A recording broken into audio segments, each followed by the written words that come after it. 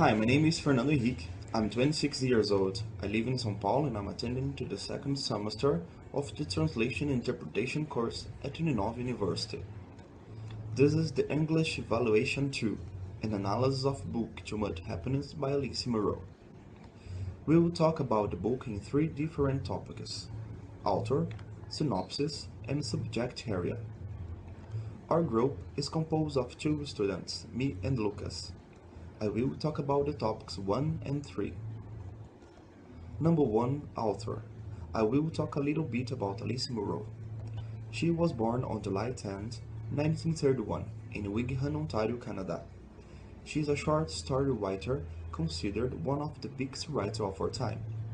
She started to attend the University of Western Ontario, where she studied journalism and English, and there she met her future husband James Munro. At the time, she used to do manual labor to get money in order to pay the university. Alice and James got married in 1951 and settled in Vancouver. They had 3 daughters. In 1963, they moved to Victoria, where they opened a bookstore. Also, during this time, Munro began publishing her work in various magazines. They divorced in 1972, and Alice went back to her province as a resident writer of her old university. Owner of the most famous bookstore of her country, she has one of the most respectable career of English literature. Author of a variety of short story books, her books were translated for more than 10 languages.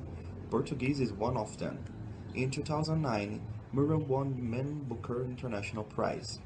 That same year, she published the short story collection, Too Much Happiness. And in 2013, at age 82, Munro was awarded the 2013 Nobel Prize in Literature. For the first time, this award was given to a short story writer. Subject area.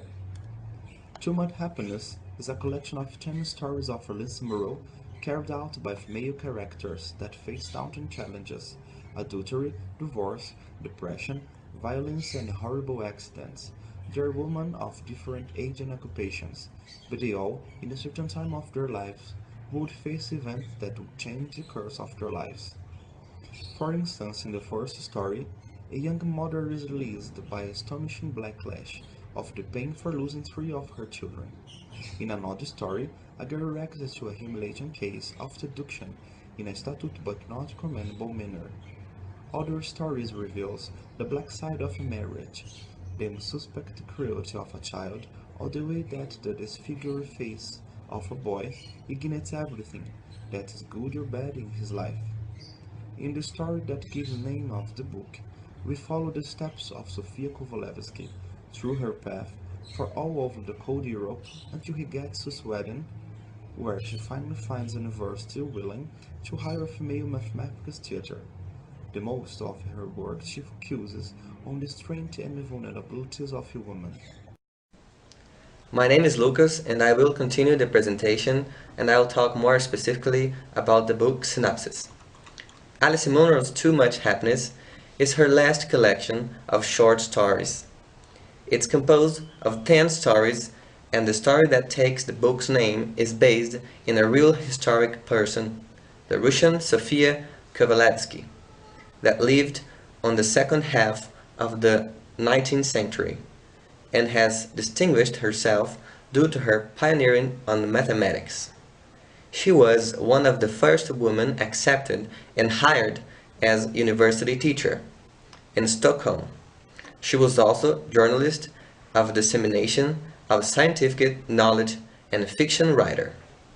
The narrative focuses in the days before Sophia's death, with flashbacks to reveal her loving involvements and her relationship with her sister's family, married with the revolutionary Paris Commune. In her stories, the narrative is written in multiple layers. The past and the memory reflect on the present and lead to the edge situations. But even when the disease overwhelms her and the end is close, the promise of happiness, although ephemeral and illusory, will always stand in the realization horizon. Now, I'll give some examples of English language use extracted from the book. Would and might. It would already be dark, and on the upper streets of the town snow might be falling, while rain lashed the car on the cold highway. Will, should, and used to. You know that one of us will die, she says. One of us will die this year. She should have been working day and night. A man who was not used to being ignored.